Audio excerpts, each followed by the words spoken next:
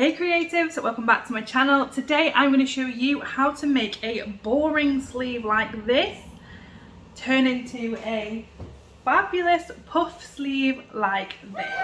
This is a great sewing project for any of those basic clothes that you really want to rework or anything that you want to recycle. It's pretty easy to do if you have some basic sewing knowledge. This is just going to really help you up your game when it comes to reworking and upcycling some of your old clothes.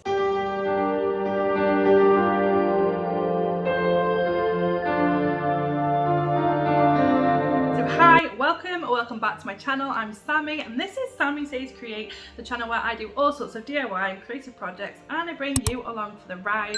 So today is another sewing video. I truly believe that you cannot go wrong with a puff sleeve. I love puff sleeves. This is also a really good project for just using any little bits of material that you've got left over, as it doesn't take loads. I chose this material as a colour scheme. It's really nice, matches the top, and I've even got a gorgeous little bit of metallic thread going on here as well. So some of the things that you're going to need for this project are a sewing machine, thread, material, t-shirt, basic sewing supplies like your thread, your scissors, your unpicker, paper to create a pattern, either normal paper, pattern paper or freezer paper. There will be more about that later on in the video if you are intrigued. It's an amazing trick. And you're also going to need some elastic to create the bottom of your puffs. So without further ado, let's just jump into the video and get sewing some fabulous sleeves. So this is going to flip between vlog style and voiceover. I do apologise, I was being really indecisive, but the first thing I'm doing here is just unpicking the original sleeves from the t-shirt. Here we go, I am just unpicking the side seams here so that we're opening up the full sleeve. And then we need to cut this sleeve into an equal amount of strips. Sounds a bit crazy, but just keep watching. The strips need to be roughly the same sort of width, but they don't have to be exact, so don't worry about measuring these. Then we need to grab our paper that we're tracing this pattern onto. This is the freezer paper that I'm using, or normal paper or pattern paper. If you're using the freezer paper, you need to use the non-shiny side. What we then need to do is we need to measure the full circumference of that sleeve hole and times that measurement by 1.5. You can times it by more. Bear in mind that the more you times it by, the bigger and the poofier the sleeve. So you could try timesing it by 2 or even 2.5 if you want a really, really big sleeve. Draw a line across the very bottom of your pattern paper that is that full length that you just measured, and we're going to lay these strips across that full line. So the start of the sleeve starts at the start of the line, the end of the sleeve at the other end of the line, and we're going to put them so they're kind of equal spaces in between. You'll see here the kind of curve feeds through to the next piece, and any of you keen-eyed viewers will notice that I didn't cut it into even pieces, but it did still work, so there was no panics. So here I am just literally filling in those curve lines between each of the slices, and this is just creating a new pattern piece for your new bigger sleeve. Now, to make sure my sleeve was completely symmetrical, because I didn't do an even number of slices, I found the middle point, drew a line down the middle point, and I cut round 1/2 of the sleeve. I then folded that in half and used that as a pattern just to cut the other side, and that way it was going to be completely symmetrical. Both sides were completely symmetrical and the same. So this piece of material I actually got from my local charity shop. We're going to grab our giant cutting mat. I love how big this thing is. If you haven't got one, get one. It's huge. That's my feet for comparison. It's like a doormat. And I'm currently just feeling around the material to work out where the little bit of stretch is. So you see how there's a little bit of stretch that side, but there's absolutely no stretch if we do it that way. I want the bit of stretch to be widthways across the arm, just to give it a little bit of just extra comfort and extra movement, I suppose. This way! So here you need to fold your material in half, right sides together, so that the wrong side is facing upwards. We have iron, just giving the actual material a bit of an iron as well, just to put the crease in it. So my freezer paper is shiny side down. If you don't have freezer paper, just pin normal paper, that's not a problem. I'm just going to give it an iron and you'll see how it sticks. And this is all ironed and stuck, so you can see it doesn't move. I can move it and wiggle it around and the pattern doesn't fall off. It's great.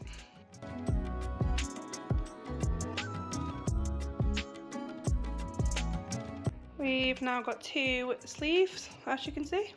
2 nice cut out sleeves. And then with the freezer paper, you've also got the beauty of getting to peel off. Ooh, it's very satisfying. And then you can reuse that pattern then. That pattern's now reusable. If you ever use this method but you need to put multiple pieces together, use frog tape as it's heat resistant.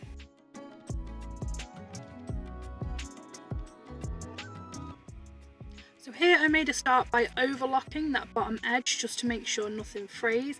And then we're going to fold it in half with the nice material facing together. So this is the bottom, where the end of the sleeve is going to be. This is the side seam of the sleeve, that small one, and then obviously you've got the round bit coming up here. So we're going to fold it in half, and then what we're going to do is this smaller bit here, we're just going to, we're just going to, I'm just going to sew them. I'm just going to sew them together. So now we have 2 shapes like this. You can see the shorter edges are overlocked together, so you need to make sure however you're stitching them, whether you're overlocking or if you're doing a zigzag stitch, so do a zigzag stitch and a straight stitch, I would recommend. So start with a straight stitch and then finish with a zigzag stitch right on the edge. So this is what our shapes now look like. We should have 2 of these. This end is nicely overlocked for me. Now what I'm going to do is I'm going to go all the way around this curved edge with a basting stitch. So a basting stitch is basically a long length stitch. It's the longest length stitch that you'll find on your machine. So I'll go through the settings with you now, show you what I'm doing. I'm going to go all the way down, and then some people like to do 2 rows. I've never felt the need to do it, but if you find that it keeps snapping, then do 2 rows. So basting stitch on this machine is obviously just your regular straight stitch, and I'm going to then just change my stitch length to the biggest I can, basically, so around about the 4 mark, and that's going to make really nice wide stitches. Don't secure your stitch when you're doing a basting stitch. Grab your ends, pull yourself a nice decent amount of ends out, start straight away.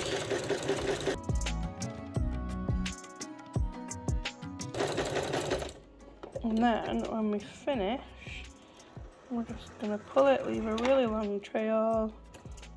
So you will now see that we have our tails here on either side. So there's an end. What we can do now is we can pull this. As you see, it will start to gather. So that will really help us to gather. Just clarifying here that you're pulling just the top string to help it gather, not both strings. If you try and pull both strings, it won't gather. We need to gather that up so it's the same measurement as this sleeve hole, so we can attach it and it will fit. In a bit of humble pie here, I just snapped it. This is why people sometimes do 2 rows of basting, so that it's a bit stronger and you're less likely to snap both.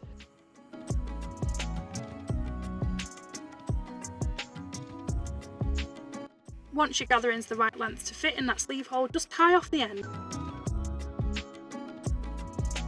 You're going to get your top, make sure it's inside out. So I'm going to pop this sleeve through the armhole and then get these seam lines here, match them up, and then this is where I'm going to start pinning. So I'm just going to pin those together, and then what we're going to do is we're going to go around the entire of the armhole like this, pinning the sleeve to the sleeve hole. And there we have one fully pinned sleeve hole. If you're in doubt at all, turn your t-shirt the right way around and just check that your sleeves are going to be the right way around. What I'm now going to do is I'm going to go over all this line here. I'm gonna stitch it with my overlocker because the ends are a little bit frayy. If you don't have an overlocker, then again, straight stitch and then finish off with a zigzag stitch, especially if you're using material like this that frays quite a lot.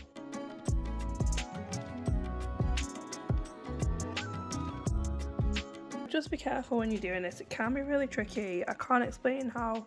You need to just take it so slow and make sure you've got everything lined up. So this here is a really good example of where I've not had it lined up properly on the underside, and then the top of those pleats have come through. So I am probably gonna have to go and unpick some of these bits. I'm gonna go through and I'm just gonna take out all those basting stitches. So that should be dead easy now just to go through and unpick. But yeah, so you can see how we're starting to get this nice sleeve, and we can see how this is going to start to form. So we'll put some, you could even, if you like this style of sleeve, you could leave the sleeve like this. Okay, so this is where we are. We have our t-shirt, we have our 2 attached sleeves, our brand new sleeves. This is already looking loads better. So now we need some elastic, and we're going to, dropped my thread. No, that's the hole of doom. Got it. What was I saying? We are going to grab some elastic and we are just going to bunch in the bottom of these sleeves here. So I think I'm going to go for this elastic just because I don't want it to be too thick and too bulky and take too much of the sleeve away. And then what we're going to do is we're just going to wrap it around our arm measurements and just take a little bit extra, your arm measurement plus a little bit extra, just to tie it up. Once you've done that, you need to pick out a thread to do the hem on the bottom of your sleeve. I'm doing something a little bit fun with this one, and I'm going to go for just a little bit of contrast stitching. I've got this gorgeous metallic thread which I'm going to use so that you can see the contrast stitching.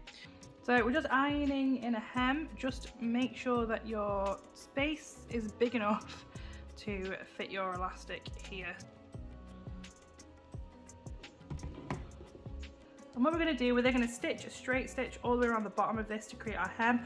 We're going to start stitching maybe ½ an inch away from the seam, so we want to make sure there's a gap left. So we start stitching here and we stop stitching here, and that way there'll be a gap left here for us to feed our elastic through.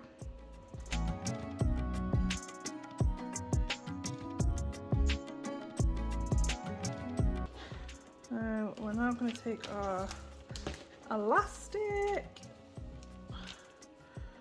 and we're going to cut 2 measurements. So don't forget, it's your arm measurement plus 2 inches. You need to grab yourself a safety pin like this, open it up. It's more difficult with this style of elastic. So there we go. We'll find the hole that we left.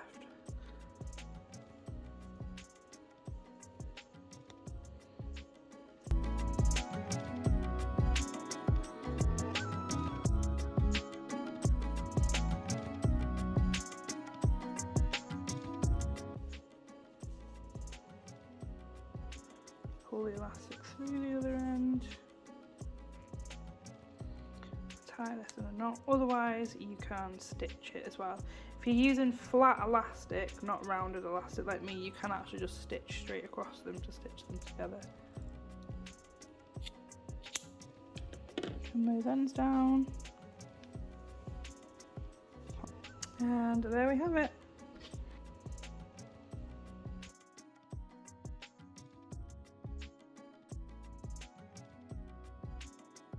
Fab. As you can see here, you have stretch. There you have it. I've just shown you guys how to replace a boring little sleeve like this and turn it into a fabulous puff sleeve.